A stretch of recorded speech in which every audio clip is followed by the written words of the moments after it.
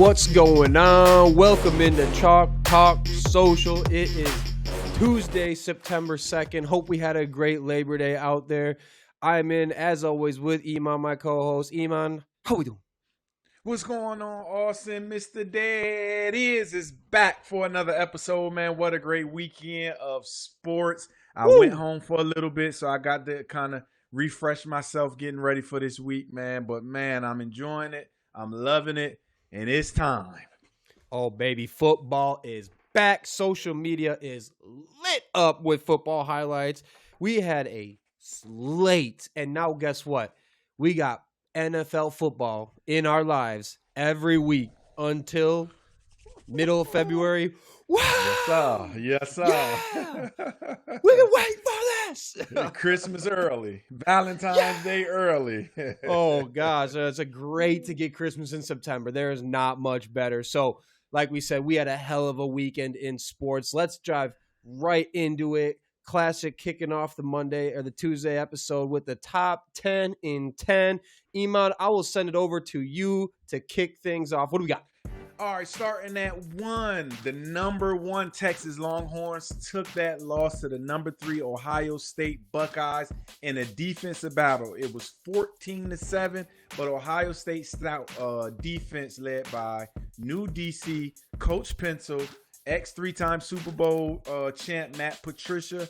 And see, my only thing is Texas had a couple opportunities in the red zone in the second half, but they could not get it done. Somehow, some way, Matt Patricia just confused Arch Manning to a high level. Ohio State will be a good team, but it was a great defensive battle. Oh, man. Yeah, 3-time Super Bowl winning coach. He got the best of a young Arch Manning right there, right? Number 2, staying with college football. Look, this is not Nick Saban Alabama football program anymore. The Tide got manhandled by Florida State, right? Thomas Castellanos and crew cruise past the Bama team that they really have looked like a shell of themselves. Since Kalen DeBoer has been in, they've looked like not the same Bama team. Florida State, however, they look very real. And look, I think personally it's so nice having that Florida State, those unis back in the mix. I've always loved those unis, and I want to see them in playoffs. But look, Bama might have to start paying some recruits a little bit more money. This is not looking good. It finished poorly last season. It's starting poorly this season. DeBoer, get this, Kalen DeBoer, in 14 games versus ranked teams, has as many losses versus ranked teams, 4 losses versus ranked teams, as Nick Saban did in 235 games versus ranked teams. 4. Goodness grief. This is not the same. And look, there was one block in this game that was really a microcosm of the entire game, the entire state of Alabama football. We can play. It is the tight end, I think is Randy Pittman, comes around the edge and just lights up a bat. Watch this. You just don't see. It is. Yeah. Tell me when you see a Alabama linebacker getting smoked like that. Not often. This is not the same team. There was a lot of sloughing off plays. I think Orlovsky's at 21. This is not the same Bama team. They got smoked. Next topic. Trey coming in at Trey. The state of Florida was able to flex its muscle in football this weekend with all of the majority of the FBS programs winning. They went 5-0 this weekend with the number 10 Miami with an upset over my Notre Dame Fighting Irish. I'm still hurt on that, but it's okay. We'll be good. It's early. I'd rather lose early than lose late. And unranked FSU beating Alabama, what we just talked about. South Florida beat the stuffing out of Boise State.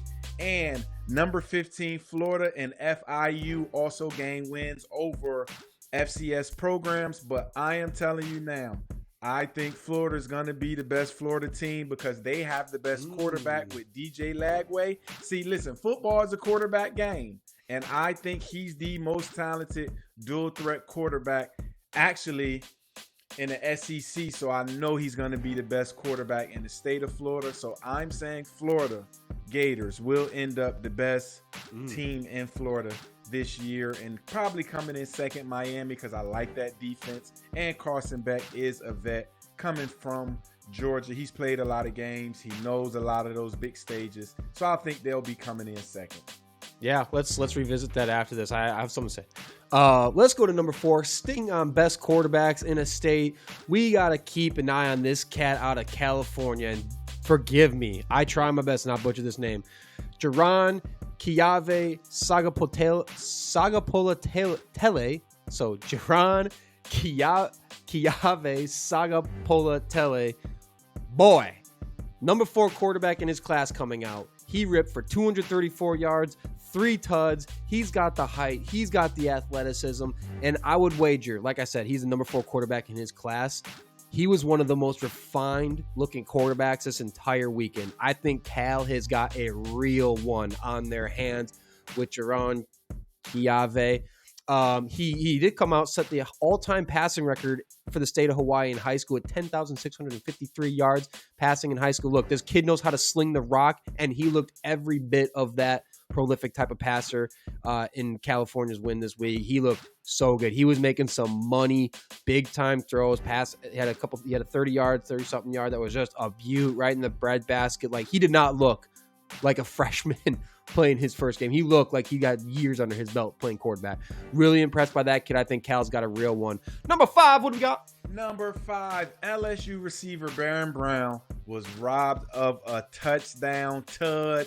Even a celebration dance this weekend with the ref clearly must be on the take, calling that not a touchdown. And I'm looking at all the zebras like, what are you doing? Yeah, and this gave me so much flashback for when Dez Bryant actually caught the ball against your Green Bay Packers. Allegedly. But man, hey, listen, Baron Brown made a hell of a one-hand catch.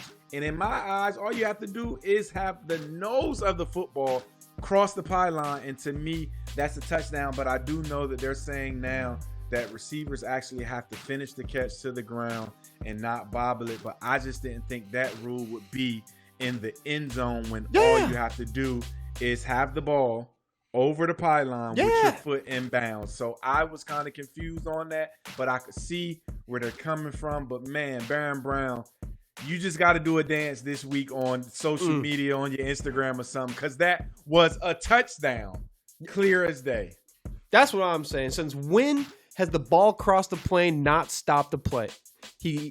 That one blew my mind. I can't believe I live in a world where that was not a touchdown. Anyways, number 6, are we sure University of Washington Husky running back Jonah Coleman is not the number 1 running back in the nation? A lot of talk about Julian Love, and I get it. Cat's nice. He's real good. But boy, week 1, co-Big Ten Offensive Player of the Week behind 177 yards, 2 touchdowns. He entered the season as most people's like number 2 or 3 back in the country. I guess I'm mostly behind Julian Love, but let me tell you, this dude does nothing but produce. He is an absolute monster. A bowling ball, 5'9", 230 pounds coming at you mean. I'm telling you, I've been watching pretty much every UW game living in Seattle. I watch most UW games for the past 2 years. Coleman just pops off the screen every time. He's an electric factory, if you will, right? He's a freak at forcing missing tackles. He's a freak that yards after contact. And teams, I think in the NFL sense will be wary of his like wear and tear coming up. I know UW is trying to be very conscientious of that. He's got a program to better his health and his fitness coming into this season. But look, if he gets keeping up this play and he builds on what he did last season, I don't know. In come draft time, he slips out of round 2. I think he could be the first running back off the board, depending on what the team is. But I like watching this guy so much. He plays bully ball. He had this one run. I wish we had it, but he had this one run where he looked like he might have had a touchdown after almost coming down and just kept going. It was very like reminiscent of like Marshawn Lynch beast mode / Bo Jackson not going down and getting the hip injury because the boy did not go down. And he had the whole team trying to gang tackle him. And he's like pushed for another 7 yards. I love watching him. All right, what do we got next? Number 7, the greatest coach in NFL history, Bill Belichick, 6 times world champion for the New England Patriots, made his debut with the UNC Tar Heels tonight, which I was watching before we came on. The score now is 20-7, and we're wondering, hey, how good would this team be? When I firstly start the initial drive, they scored on the first drive going down. I mean, it was an 83-yard, 6-play drive. To me, I think he's going to need some time for this UNC team to kind of gel, because Earlier I was listening, they had 70 new players, 70 new players through the transfer portal that he brought in. So I think they're going to need some time. But with my football eyes, they were looking pretty disciplined. I just think he's going to need a little bit more time and a few more playmakers before they can actually make a run at an ACC title. But I do think in year 2, they will be at the top of the ACC because Bill Belichick is the greatest coach in NFL history. Oh boy, that's a whole other conversation, but you might not be wrong. Also, keep in mind, UNC, one of the easiest schedules in college football this season. It's it is ranked one of the easiest schedules in college football. They are giving him everything in that sense. Whole new team, but also you got the easiest schedule to deal with. They should be able to do something with it. Number 8, the NFL has relaxed its rules for Tom Brady for those pregame team interactions that they had in place last year because he's a partial owner of the Raiders. Look, first of all, I want to get into this. This was fun. Did you see Brady go on and say, this was very recent, I watched to go see who the quarterback celebrates when he throws a touchdown. Who does the quarterback go and celebrate with? Because when we score a touchdown, we want team celebrations. It's way more intimidating than a quarterback doing all that other bullshit that is self-promotional and not about winning. He said that, and now it makes a lot of sense. There's no way Shedeur Sanders was ever on his draft board for the Raiders. It's clear that he's looking to get some different type of cats in that building. But look, for me on this one, letting Brady in those production meetings with all the teams, look, it's going to be good for the broadcast, sure thing. But when it comes down to the integrity and not leveraging all those insights in some way, shape, or form, I'm not saying it's going to be a big deal. It's a small thing, marginal at best. But it's hard not to believe one of the leaders of the Flakegate, allegedly, will be completely clean on that, allegedly, and that this is just going to, nothing will slip. Nothing, 0.0. Again, my analogy here is imagine it's Jerry Jones is sitting on those production meetings as the Cowboys owner. How do you feel about it then? Well, I just imagine. It's the same thing, except Jerry Jones doesn't have a press box job. But how is it different? He owns the Cowboys. What if it was Jerry Jones asking those questions? We're going to be like, oh yeah, there's no way, nothing, 0.0% shady things could possibly happen from that. I'm a little bit I don't think much is going to come from it. Either way, it's newsworthy because we're entering uncharted territory with this type of thing. We'll see how it goes. Brady showed up to the game, by the way. He's looking like Al Davis and stuff, showed up to the stadium. But anyways, that's another topic.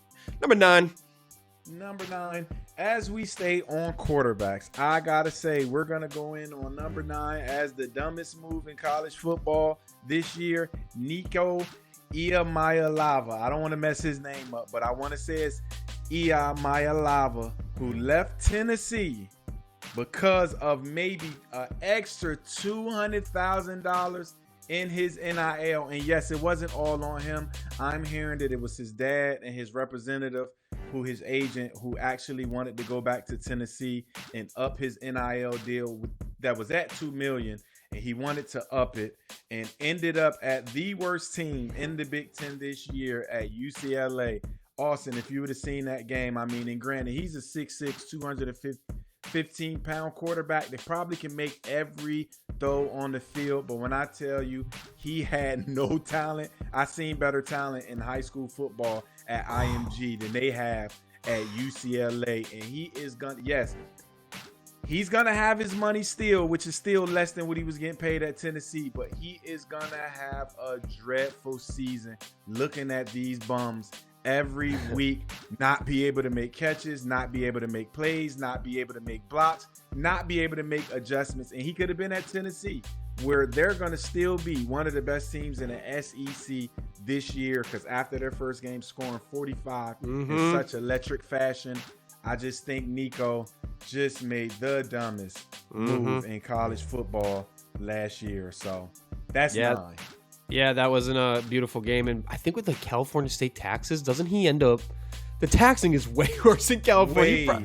He probably is making... I bet you he might be making less money at the end of the day. I don't know. We have to look into that one. And real estate is even more in LA. So we saying his apartment or his house that he's renting is going to be way more than it will be in Tennessee. Hey, so maybe one of the coziest boxes in the area, though, perhaps. Let's get into it. Number 10 to wrap up the top 10 and 10. Well, legend walks it off into the sunset. Lee Corso has his much anticipated final college game day and predicted every game correctly because of course he would. What a legend, what a career. Lee Corso, sir, thank you for everything. A part of the program since 1987, its inception. Yes, we wave the king goodbye in glory. He went on. He picked number 24 Tennessee to win. He picked number 13 South Carolina to win. He picked Florida State. Got bold. Florida State over Alabama. Everyone was calling him crazy for that. He picked number 10 Miami. He picked LSU. He picked Ohio State. Gosh, hey, Salute. great stuff. Salute. Thank you salute. for what just always putting on that mascot head. You know, it's never gonna be the same with Howden. What a career. Gosh. Coaching legend. What a career, man. 1987. And listen, people don't understand. He was the leading guy for interceptions at Florida State for years until Deion came and broke his record. I want to say he had 13 total interceptions that he led Florida State with the most interceptions as a career until Deion Sanders came. Wow. I didn't know that. He was also a good DB. Yep. Certified baller. All right, I want to come back to one. That's a top 10 and 10. I want to come back to one part of this. You had said you're going with Florida to be the top team out of Florida this year, and I think your points are very valid. And for me, like again, I think maybe it's just my gut wants to go with Florida State. I don't know why. I just think I like how that. I like how it looks. I really like Castellanos. I think maybe it's just the jerseys for me. I don't know what it is. I'm a big fan of the unis. It's good that they're back though. After last season, it's good to have them like back in. What was it? The DJ season was last season, right? That was horrible. 2 wins, dog shit. Happy to have that team back. I think, but here's where I'm coming from. If Carson Beck kind of operates at that level all season, you mentioned Florida because I agree. Lagway is probably the best quarterback in Florida, the state of Florida, but Cristobal's also, I think we got to respect his level of being like how good of a coach he really is. And obviously there's that hype. You start the season with Michael Irvin, Ray Lewis. You got all your Miami legends on the sideline. You know Irvin's is going to be on the sideline sweating all season, getting in those boys' ears all season. There's going to be no lack of energy, put it that way, for this Miami club.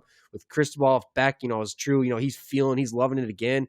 And then, look, we had that CJ Daniels catch. Oh, my God. If it not for that Odell impression, I mean, come on. Look at this. Look at that catch. I mean, God. I mean, for me, I'm thinking I'm right now leaning Miami a little bit for the top program in out of Florida. Even without Cam Warren, it didn't look like they missed a stride really. And that's Notre Dame team is no bluff. And they were in the CFP finals last year. So yeah, I think that was probably the biggest win from the weekend. I just know DJ Lagway at the end of a SEC record last year, he went 5-1 when he became the full-time starter. Because you remember at the beginning of the year, he said he shared time with Mertz as the quarterback. And he wasn't the full-time starter till the last 6 games of the year.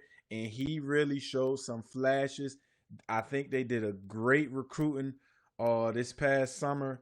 So I just don't think – I think Carson Beck will do well. I just seen him at Georgia, and I can't trust him. So I just really want to see him play a little bit more. But I just know football is a quarterback game, and that kid DJ Lagway is. I mean, he can run, he can make every throw. He's super accurate. Their defense is gonna bite. I'm telling you now. I know they didn't play a big time school, but their defense will bite even harder than Miami did this year. Because I think Miami defense looks a little better, but Notre Dame has never really had explosive players. Love in the backfield is good, but who else can you say on their team can kind of stretch the field or gonna be a home run hitter? So I think their defense looks a little bit more overrated. And Castellano, though I think he's a great athlete, I just don't trust his arm. And he's going to have to make some throws later on in the year when they go against Miami, when they go against Clemson. And I didn't see him at Boston College make certified throws. And that first game against Alabama, he wasn't making certified throws. So I just don't believe in what he can do. Even though I don't know if you've seen Norvell came in. Yeah. Coming in with the black DCs on. Anytime you got a coach with black DCs, Air Force Ones, you know they're about business. So I do give him the salute on that type of swag coming in, giving his kids that attitude. But I'm sticking with it. I'm going with Florida. They will be the best Florida team this year. And like I said, we're going to see if Carson Beck can be consistent in his play. Because he did play well. He played well. Yeah. But we'll continue. And that was the last point I was going to make on Florida State. The attitude. That team played with attitude. And, I don't know if bringing in Pittman as a transfer, that tight end who laid the Bama linebacker on his ass, I mean, he was out there blocking his tail off. And that offense, that defense, they played with attitude. They played like Nick Saban Bama teams have. And the Bama team played like last year's Florida State team. Like, when you got that type of, grit, that type of hustle from your team, your quarterback might not need to win or yes, he's going to have to make some important throws, but like if you got 22 fellas pissed off, playing with swag, that goes a long way. Oh, for sure. For sure. I'm excited about Florida football. I love when we got a couple Florida programs in the mix. Football's just better because of it. We were talking about Bill Belichick.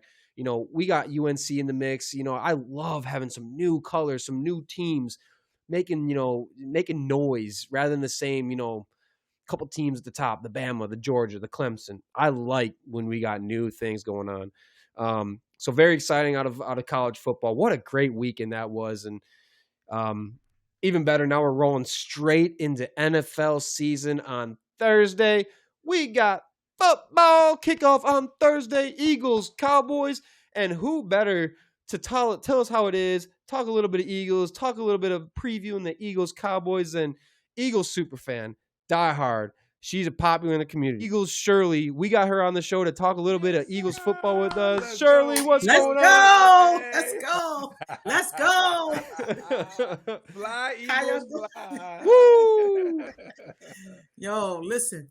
I'm sitting here listening to y'all. I'm like, bring me on that college football talk too, What you got to say? What you got to say to really wrap it up? What you got to wrap up on the college football talk? No, it's all good. I was only able to watch the Ohio game and what's his name? That just retired.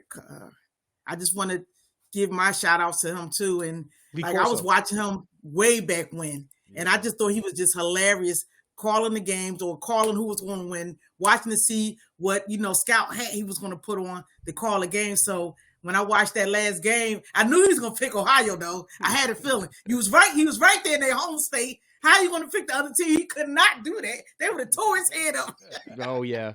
I love it. Well, Shirley, we're very appreciative that you can make it on. I mean, obviously, you're big in the Eagles community. I mean, so we can get off on the right foot here. I'm a diehard Packers fan, but Eagles have always been always been my number two. Right when I was a kid growing up, Donovan McNabb was my favorite player. Play with him, I'm mad all the time. So I always had love. I had the Eagles fat head in my room, so it's all love over here. Even though when it comes time in the NFC Championship game, I'm gonna be hoping we'll be busting the Kelly Green ass a little bit. But tell us about your journey a little bit. Like, what got you to be the Eagles super fan? Like, what was kind of been the journey for you so far? Let me officially say thank you for having me, to Joey, you, and Iman, and Austin. Thank y'all so much for having me on your show. Absolutely. I wish y'all nothing but much success. Thank you. So my family's a sports family. Way back when my brother played football, my uncle played football, my aunts, my mom, I ran track at William Penn High. My son played community football. My grandson now played for West Philadelphia High he's on the O-line, D-line. Big young man, family down south. So sports is just in my blood. Mm-hmm. I just can't help it. And baseball, my grandfather used to watch it, all day. Baseball was on in the 70s and the 80s. So I'm sitting there watching, it was only one TV, right? The big TV on the floor. Remember the big floor TV with wood and made out of wood? So had baseball on. So I love top of ours. We had another TV on top of ours. I love all sports, but how I came to love football more than anything, because we played it out in the streets. They don't do that no more. We had all the games outside. Man, okay, I'm not even going there. We can go offline and talk, because I can go. But anyway, we had fun growing up. We had a childhood. We played football. So it wasn't no girls couldn't play and none of that. everybody on the block played. So, but as I got older and stuff, and I realized like in the 90s, I kind of was like doing my own thing. And then I started back watching football again, and I was watching my brother. He taught me the game. And from there, it's just like, I just had to watch football with my family. That's the Sundays, we doing the thing, watching football, having a nice time going on. And I got different family members that's not all Eagles fans. I got Dallas members, Washington Commanders, you name it, lottie-dottie, got family members. But we always held it down for the Eagles. No matter what, we held it down. I would hope so. That's gotta be tough having the whole division in the family like that. I'm sure it got hot. And then some of the it did. But my mom, God rest her soul, no one overruled her. No matter what team you were for, if you come into our household, you're an Eagles fan, or you keep your mouth shut or don't come. Period. I respect the shit out of that. Eagle Shirley, can I just cut you off a little bit? Because I listen, and I want to say I'm an ex-Cowboy fan. I'm an ex-Cowboy. You found the light. I stopped liking them last year. My whole family from Philly and South Philly, my cousins and them ran for Mount Airy. My uncle and aunt are Hall of Famers at Drexel basketball, so I got nothing but Drexel. I'm a dragon. Yeah, nothing but roots up there. But can you tell me, because I know them all the time, they call me all the time, what was one of your favorite Eagle moment or just memory of the Eagles? So, what year was that? 2004? Mm-hmm. Was it 2004 when we played against Tampa Bay in the playoffs? Mm-hmm. It was snowing in Philadelphia real bad. It had stopped, and we won the playoff, the advance. So it had to be 2004. It had to be 2004 because it went to a commercial. I'll never forget. We ran outside. And my uncle, God rest his soul, we ran outside, I'm yelling and screaming, yeah, oh my God. He tackles me in the snow. I'm like, yo, what are you doing? And I'm fighting for my life. And he helped me up. He like, yeah, niece, we going to the Super Bowl. We going to the Super Bowl. But you tackled your niece in the snow, dude. Come on. You a Philadelphia officer. You big and strong, but you tackled me. Next to game, you just tackled me in the snow. But that game, it brought all our family together. My mom, all of us, my brothers, my uncles, my cousins, whoever, no matter what team you played for, it didn't matter. Football always brought us together. I mean, we are a close family anyway, but sports on a Sunday, no matter what day, but especially Sunday, we having those dinners, the big dinners and all that stuff. That game meant a lot because at that time, I had did some commercials for the Philadelphia Eagles. And then from the Philadelphia Eagles commercials, it turned into, they will call You Can't Script This. And then that turned into a documentary that I was part of. So they was filming at my house. Wow. And that playoff game that they won, that advanced them, further in the playoffs. I will never forget that game, only because I think it was against Atlanta with Michael Vick. It had to be Michael Vick in Atlanta 2004. Let's say 04. Okay, we'll have to look that up. But that game was big for me only because of the loved ones that were there who's no longer here. Okay. And the love for the game it just grows and grows and grows. But that win for us to advance in the playoffs, it was big for me. And yep. I would never forget that. I know we didn't win the Super Bowl, but the way we got to the Super Bowl, Terrell Owens got hurt, then he came back. Oh man, yeah. Why did I bring that up? Oh yeah, I can only imagine because for me, again, I was like in like 5th, 6th grade at that point. So yeah, it was 2005. It was in the NFC Championship game against Vic. They won 27-10. Yep. And then obviously it went how it went because even then I was like cheering for them. Those teams were awesome. When you got was Javon Curse on the defense, Jeremiah Trotter, Brian Dawkins, that team. I remember they had Freddie Mitchell, and like one of my core memories growing up was that Freddie Mitchell was against the Packers. It was like 3rd and 25, some shit like that, and they got it with the 4th and 26, the hands. Yeah, that one. Oh, that one sends me to a dark place every time it comes in the dark place. Yeah, that should have never have happened. Oh my God! So now we're both in a tough spot. But Shirley, I know you're gonna have some predictions for us for this season. We were very curious to understand, like, what are you thinking for this Eagles team this season? Like, if you had like a big 3 type of predictions for this team this year, like, what do we think? Where are you coming from? So this is my philosophy on it. Like, I'm not big into all the hoopla before the season start because at the end of the day, you got the mini camps, you got the training camps, you got all that stuff. Then you got the preseason games. You got all You need that 53-man roster, and still, owners and GMs may not be finished. I know Howie may not be finished, maybe always cooking right now, but at the end of the day, I've been watching and studying. If you pay attention to the Philadelphia Eagles as of late, we want to put the best product out there on the field at all times, no matter what. So I keep hearing we lost some pieces on defense. I don't know what our defense going to be like. I hear that every year. If it wasn't offense, it was defense. It was always something that anybody would talk, as far as media, would talk about the Philadelphia Eagles.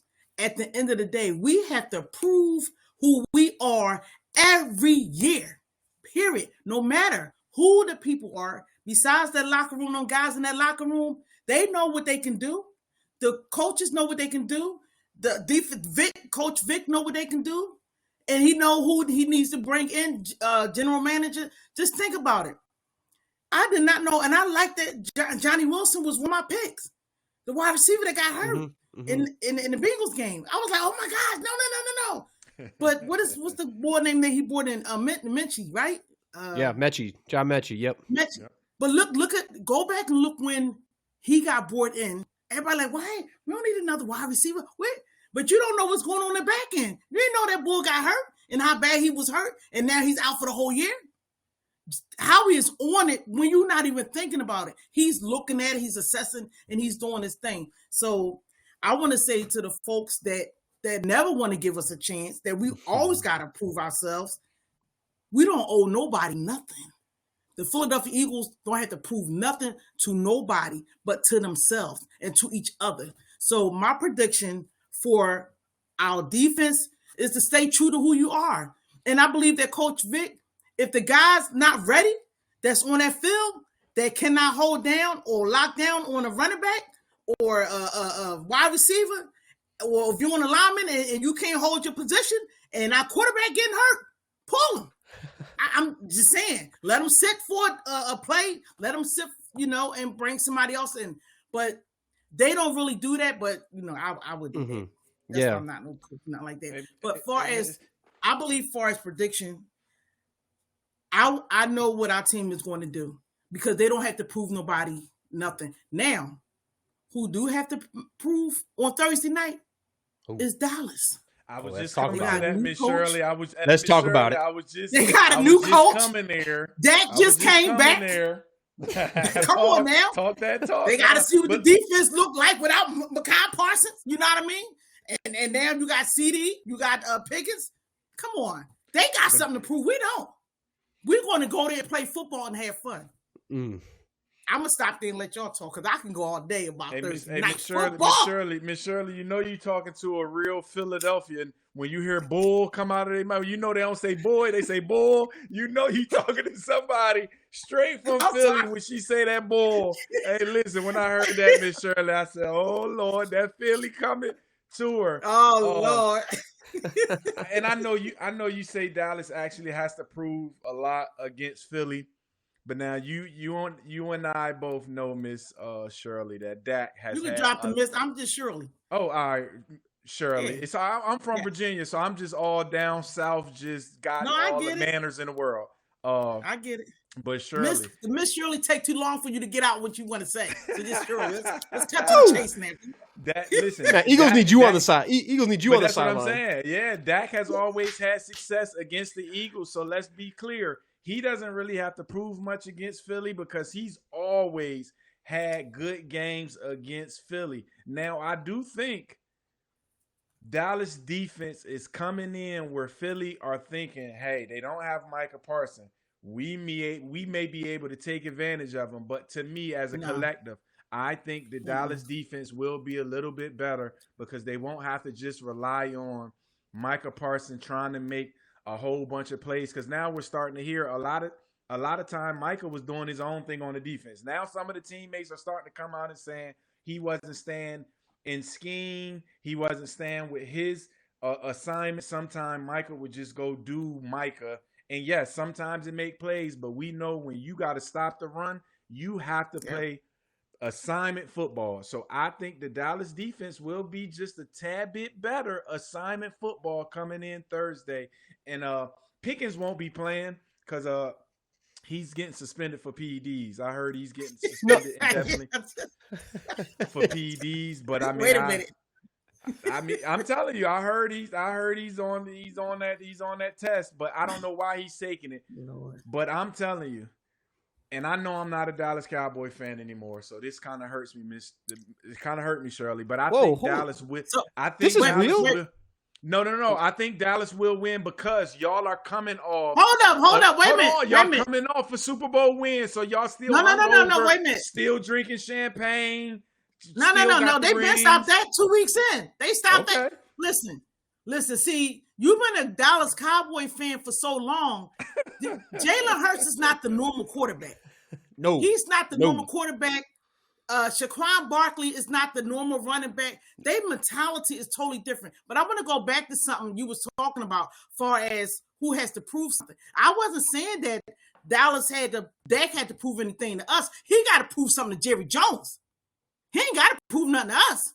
He got to prove something to his owner. That's who he has to prove something to because he keep getting hurt and he just gave him all that money and he can't stay on the field and Jerry Jones don't like that because he brought up a couple of times. So that's who he got to prove something to. And regarding the defense, we're not sleeping on nobody.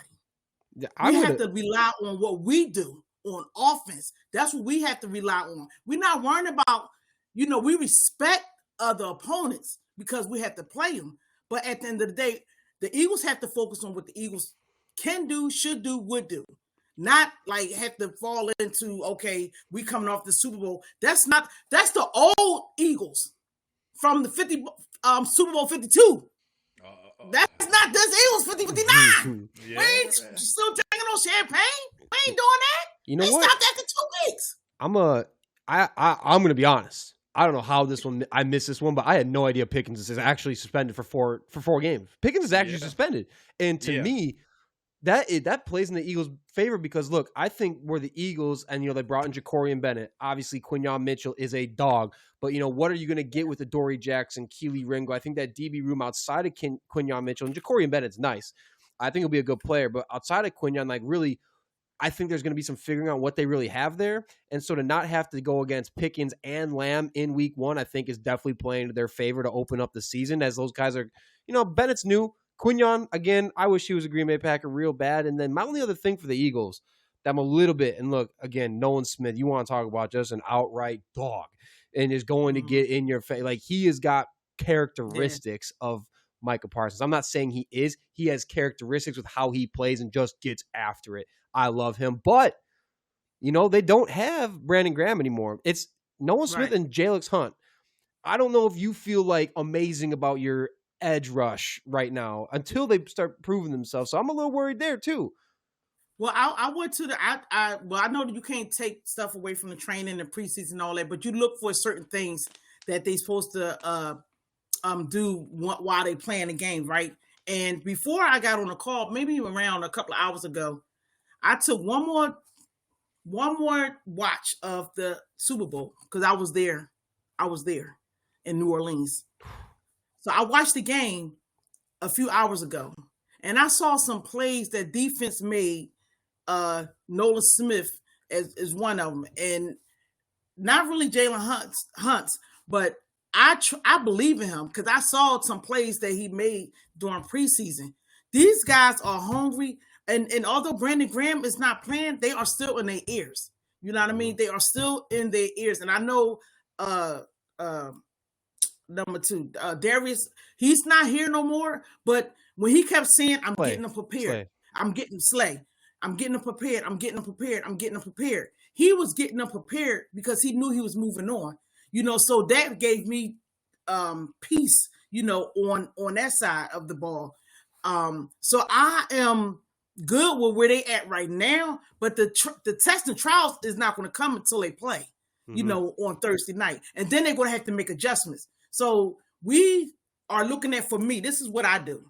The first 5 minutes, I give sloppiness, I give whatever. The first 5 minutes of any Eagles game, I just give it to them. Like, far as they ain't practice, they ain't do preseason. The first couple of games, that's what I do. That's what I do to ease my mind. If something goes bad that shouldn't go bad, or the penalties, the calling, whatever the case may be, on defense or on offense, that they blew a play or jumped off sides or whatever the case may be, I give them 5. After that 5 minutes, now I'm on them. Mm-hmm. I'm on them. I'm in their butt, and then I might have to call, when I call up to the station, make my points. But the first 5 minutes, especially if they ain't really played in the preseason, what do you expect of them? Of any of these teams, not just the Eagles. What do you expect of any of these teams that haven't really the starters played? Or do y'all play at home? Or do y'all play at home, Shirley? Or yes, Thursday night football. Yes. Listen, I'm going to tell you one thing, and I'm going to leave this with you. Dak in 13 games, guess what? He's 9-4. He got 24 touchdowns, 8 interceptions. So we know Dak Prescott will bring his best. And like I said, I'm not a Dallas fan, but I just know he's coming off a season where he was hurt. He was coming off a season he was hurt. I think he has a lot. They didn't put him in the top 10 quarterbacks in the NFL. I'm telling you, somebody's coming in with a chip on their shoulder, and it's Dak Prescott, and he plays well against the Eagles. So early, I would never bet on Eagles against Dallas. And even if when Dak's healthy, he's just exceptional against y'all. So I think y'all have a better roster, but I just know Dax kind of has y'all number. He has Vic Fangio's number. So Vic, but no, you can't say he has Vic number. You can't say that. Okay. You can't say that.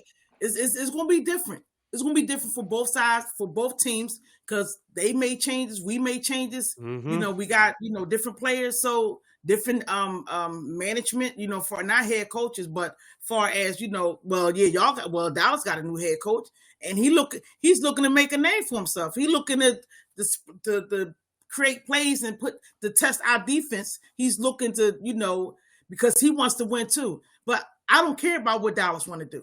I only care about what our Eagles is going to show up and prove to everybody that, not only that we are the champions, but that on that day, they a football team playing against another football team trying to become 1-0. Yeah. 1-0. They're not even thinking. Sorry. I apologize. No, you're good. Oh, man, you're good. No, it's. I think you're fair and a Dallas. Listen, I'm trying to get you turned up, Shirley. It don't take much.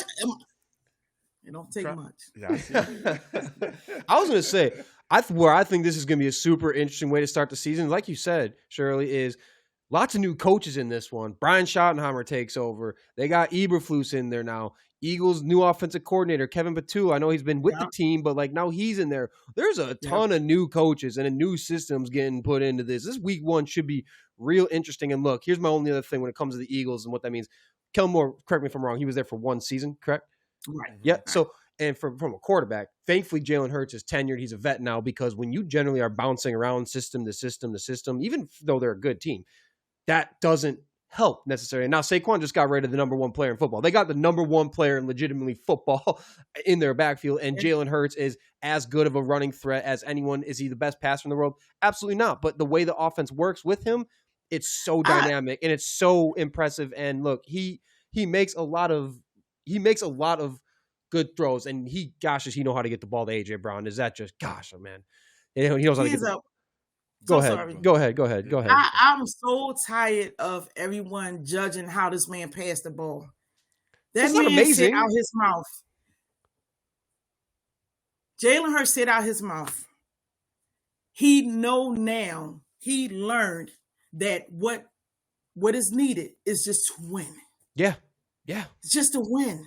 So this is not football from the 70s, the 80s, or even the 90s. This is not Tom Brady, the demands. This is not none of this is not Montana. This is not This is not none of them. This is Jalen Hurts. The way he go back to the Super Bowl and look how he threw those passes. Like, come on with that. No, you're right. I just don't get how they judge him. And I'm not even talking about you. You just hit a sore spot with me because I keep hearing it on the different social media, on the different the media outlets. They keep talking about his passing game. If the wide receivers catch the ball or the tight end catch the ball, or if there's a play for the running back to catch the ball and they catch the ball, I don't get it. What are they looking for? They're looking for the certain way for the ball, the spiral a certain way. Well, I don't get it. What are they looking for? I don't get it. If the ball is caught. We only saying it, Shirley, because remember AJ Brown said it last year too, though. He came out. But why did he say it? Think about why he said it. Because Jalen Hurts couldn't get him the ball, so he was like, "Hey, we was running the ball. That passing game needs to prove a little bit." So right. So it wasn't about him, but it wasn't about him not passing the ball. It was about we was running the ball more. Think about it. Would you rather have Dak or Jalen Hurts? Which one you would rather have with your team? Dak or Jalen Hurts? Be honest too. Who you think's better? Who you think's better? Who I think is better? You can't compare. They're different type of players. They're different types. Wait a minute. You can't compare how long they've been in the league. So who's the better how quarterback? You want me to analyze that and really answer that fairly? Who's the better quarterback? I want to say Jalen is because you know why? What he got that Dak don't have. The ring. What he got on that finger? The ring. Got the ring. Come on, man.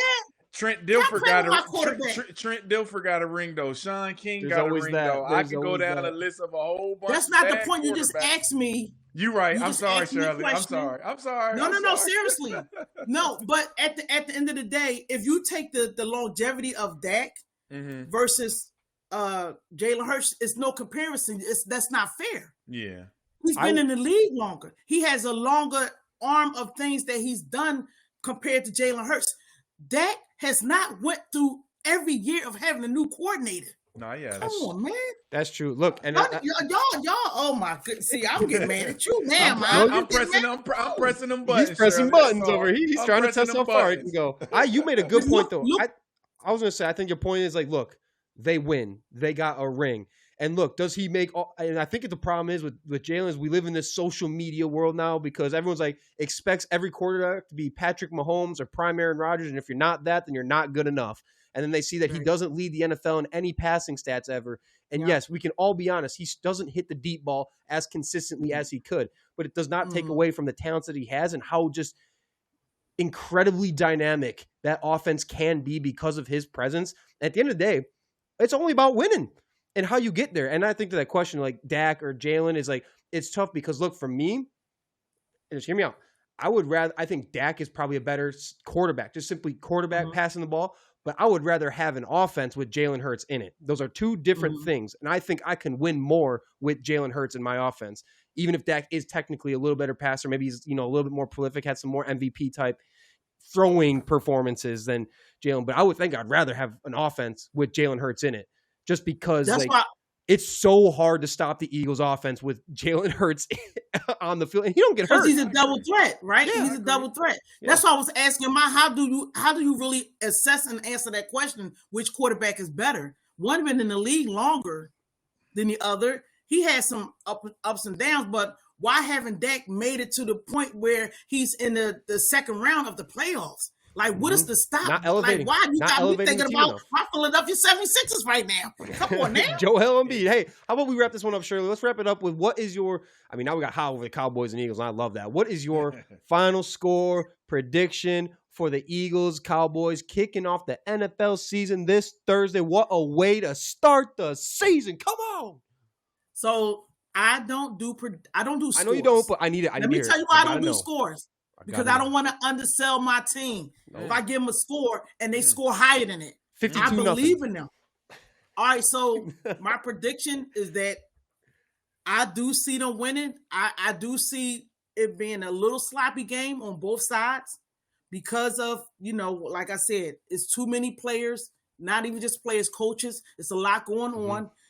The announcers just going to be talking about Dallas and their issues, and they're going to be talking about us having new guys. It's just going to be all of that. You just got the 11 guys on the field, and we need them to focus, and I believe they're going to focus. But I think they're going to try a little bit too hard. So the game might be a little close, but the Eagles won't come out on top. Okay.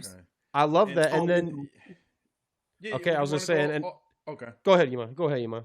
Oh, no. Before we close out, Shirley, I just want to say I appreciate you. You are the life of the party. I could tell. I would love to be around you at a game. I won't have my Cowboy jersey, but I'm coming to a game this year. But before we go, we know you have wrote a book about the NFL. Joy, let us know that you are a writer yourself too. So can you just give us a few things on the book that you wrote? Plug it in a little bit. Where can we find it? What's it about? How you came with it? So I wrote. So I teach football 101 do's and don'ts for the ladies. Uh-huh. And yes, and in my class, it's not about the X's and O's. It's about what you should do before, during, and after the game, or what you shouldn't do. Okay. Some of the ladies not sure, or people they want to ask questions. They don't know when it's the right time to ask questions. And I tell them football is all year round, although it's not played all year round. And then I give them the NFL schedule, and I tell them if y'all want to plan stuff, or sometimes you might have to plan around the schedule. They like, what? I said, listen, football is Mondays right now, Sundays and Mondays, Thursdays, Fridays. Then special days is Fridays, right? Sometimes they might throw in a Wednesday or a Saturday if it's a week, if it's a holiday or something. So I try to let them know, like, the schedule really matters. So we talk about stuff like that. When is the right time to go to the bathroom when you're at a game? I mean, when you're at somebody's house. I'm just saying. Fire. That's actually a really. Oh, it's stuff like that.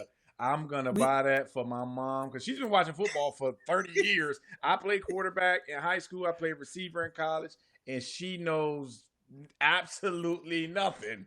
Just gonna talk me to death during the whole game. What is that play? Why did he?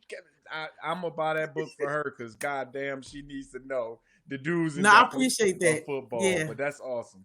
Well, thank you for allowing me to share absolutely. that. It looks like, excited. And I have a book signing coming up at Chickies and Pete's down on Packer Avenue, September the 6th too. So a couple of things coming up. Packer Avenue. I like it already. It looks like book is on Amazon. Football 101 do's and don'ts for the ladies. Things you should know before the game, during, and after the game.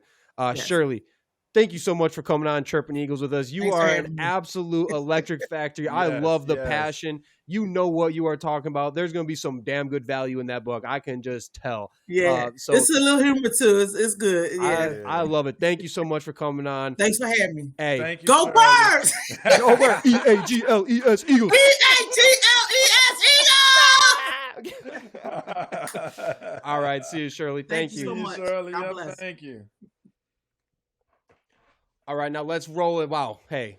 That was awesome, Austin. Yeah, shit. Wow, Shirley brings the energy. I love that. Sure. Hey, man, listen, she making me want to be a Cowboy fan again, though, because I would have rather, if I would have had a little bit more emotion in that I would have been a little bit better. But you're missing a sip of Henny, and that could have got really weird.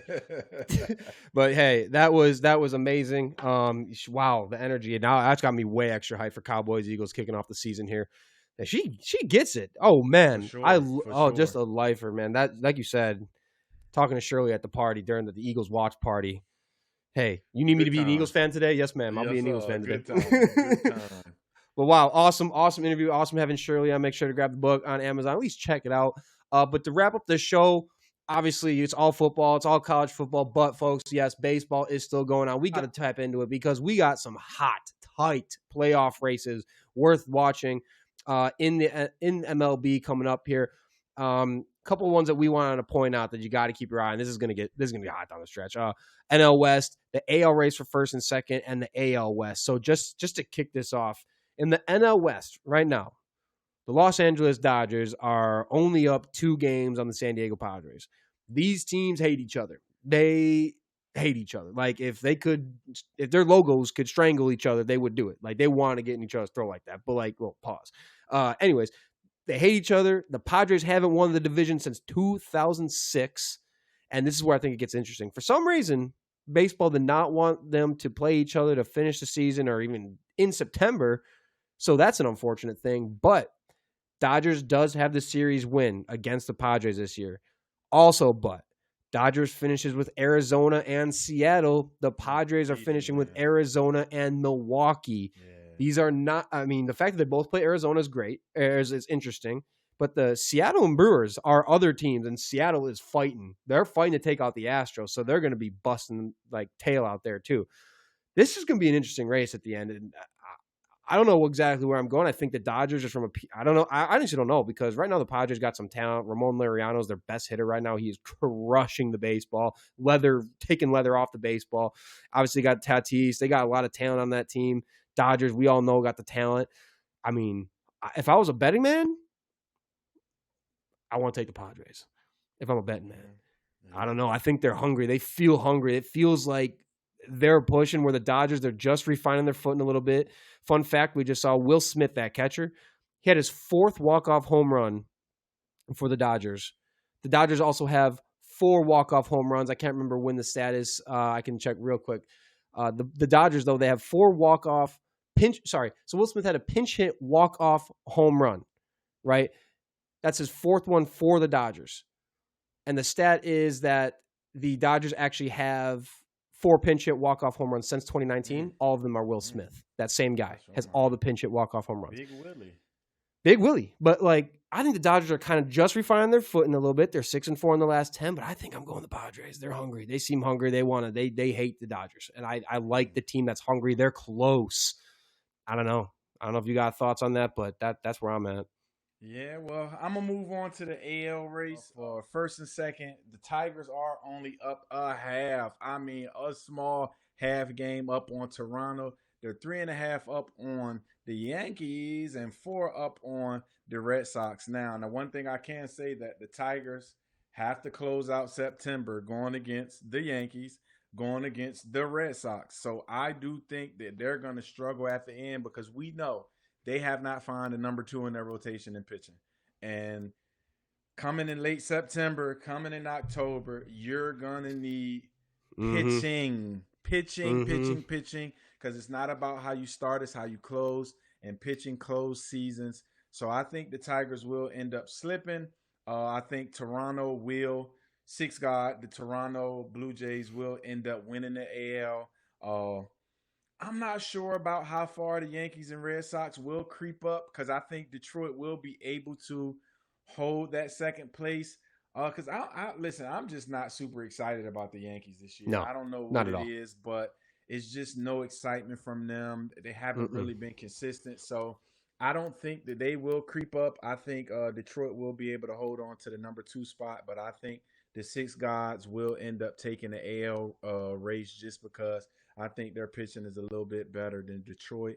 But we'll never see because I will see because I'm saying end of September, it's always some surprises. So we'll see where that go and how it go. But yeah, that's going to wrap up. Yep.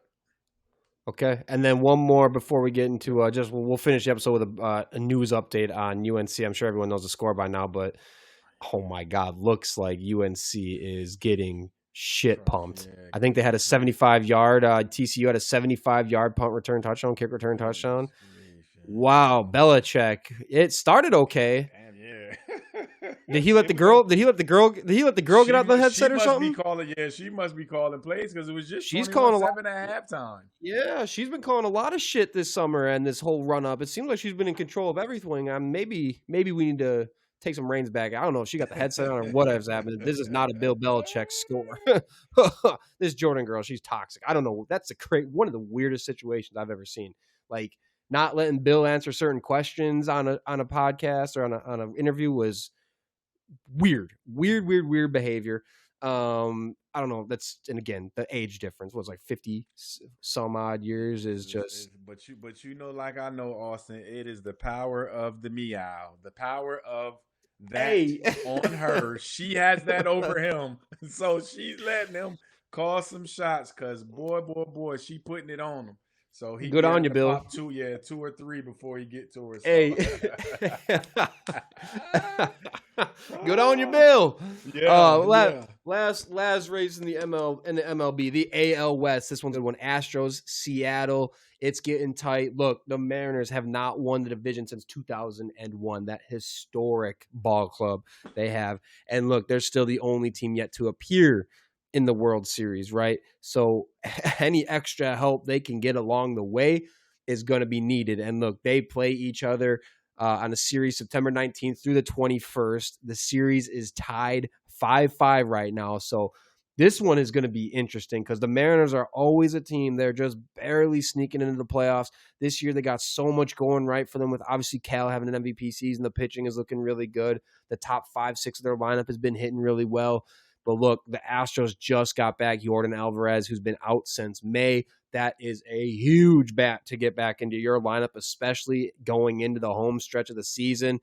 And for me, the Mariners, I think we talked about this a couple episodes ago, is like if they clinch a spot or it's clear they have a certain spot, I don't know how it'll work out, but like I'm a little nervous. Like, do they end up ever resting Cal? Or do they move him into the DH? Because they just brought up this Harry Ford a catcher. They just called him up for down the season stretch. So like for me, obviously, I'm not taking a bunch of weight, putting a bunch of stock in Harry Ford getting called up, but does it, do they start playing him at catcher more? Maybe putting Cal at DH a little bit more. And if Cal's at DH rather than catching, how does that impact the pitching? How does that impact the defense? Obviously, Cal defensively one of the best in baseball. He's been amazing with that pitching staff. And I'm worried if they start taking him out of the catcher spot, put him in DH, solely focus on just batting, getting runs on the board. There's other areas that's going to hurt. I mean, hopefully whoever they got back there, they feel good about, but I'm curious to see how the Mariners are going to handle that situation with Cal down the stretch, and it's going to be critical because they're in a tight race right now with Houston. So, those are kind of the three big ones watching out for. And now we just see if Bill Belichick. I'm going H-Town, though, for that one. I'm going H-Town. I love Houston. Austin, I love Houston like it's my second home. And no, that's not my team, but I just love Houston. So I'm going H-Town for the AL West. I didn't know you were a Houston guy, but are you also a cheater? City, yeah, I just love the city. Listen, I don't like none of the teams there, but if I'm there, I'm gonna like them teams because I love Houston. It's a time we do that. I've never been to Houston. I don't even think I ever spent time in Texas. I gotta figure that out. I think. Right? I know. Anyways, that is the show for today. Thank you so much for coming and listening. Thank you, Shirley, Eagles Shirley. Yes, sir. We will see y'all on Friday. We are coming back, and we're going to have some stuff to talk about with the Cowboys, Eagles, and hopefully we got a Cowboys fan coming on to talk about the loss. It's going to be a good game, but we will see y'all on Friday. Thanks for coming in. Turn!